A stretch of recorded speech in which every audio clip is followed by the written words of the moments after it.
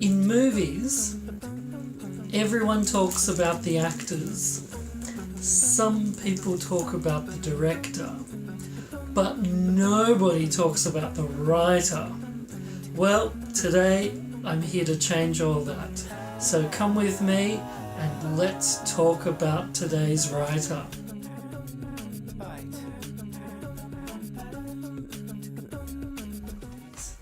Okay, so the writer that I'd like to talk about today is Nora Ephron.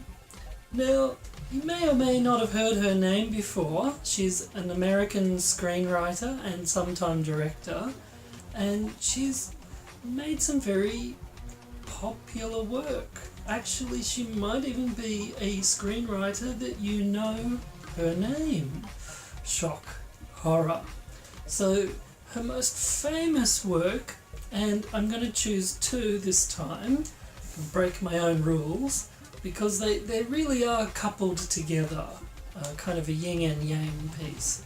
So she wrote a romantic comedy called When Harry Met Sally, and she also wrote and directed a romantic comedy called Sleepless in Seattle.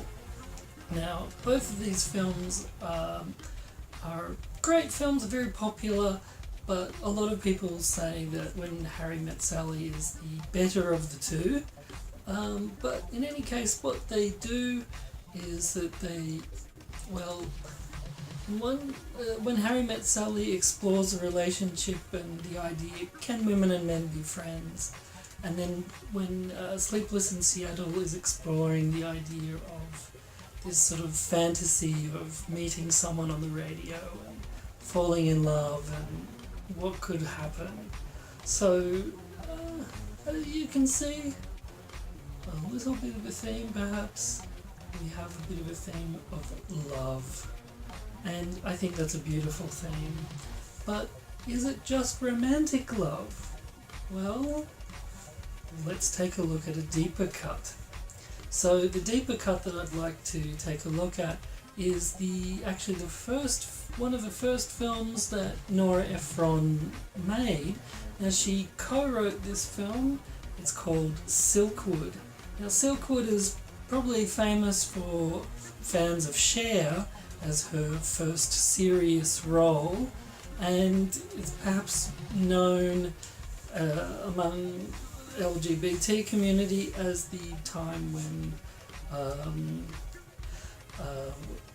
Meryl Streep did a little bit of girl-on-girl action.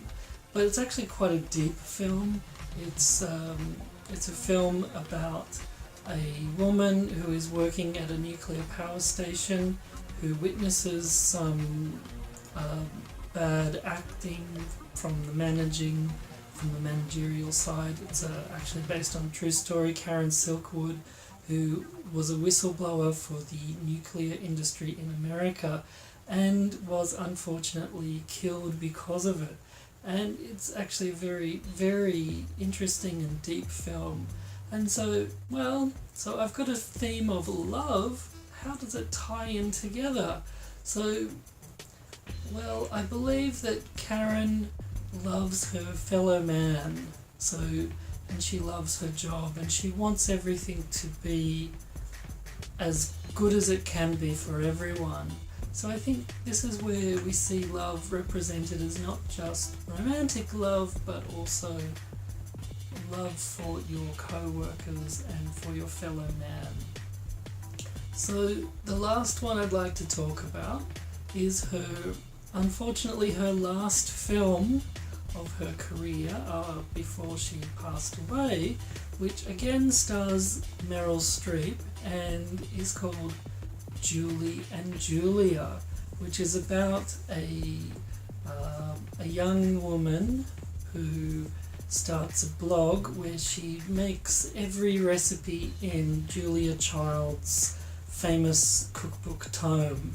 And it also looks at Julia Childs and how she came to be the big star of TV cooking that she was. And I think we explore in these films some different kinds of love. It's actually quite unique in films in that it shows not one but two married couples who are happy, who love each other. A man who loves his middle-aged wife and is not looking to run off with some young filly, which I think is sadly very, very rare in films, and it's such a beautiful representation in Julie and Julia. So you've got a few themes here to keep the themes going. Love of a romantic love, but also love of work, a love of work, a love of cooking, of doing something, love of self, I guess, because both of these women are trying to make something of themselves, to define themselves. So I guess you could also say there's self-love there. So, well, if you're a romantic like I am, then, and you're not just a romantic, but you're also someone who loves and cares for your fellow man, and you'd like to see films about those themes, I really recommend you look deeper into Nora Ephron's work. Thank you very much. Please take a look at my previous film on Jane Campion, and like, comment and subscribe if you, and ding my bell, as the new YouTube system goes. Not ring my bell. I'm not Anita anyway. So we'll see you next time.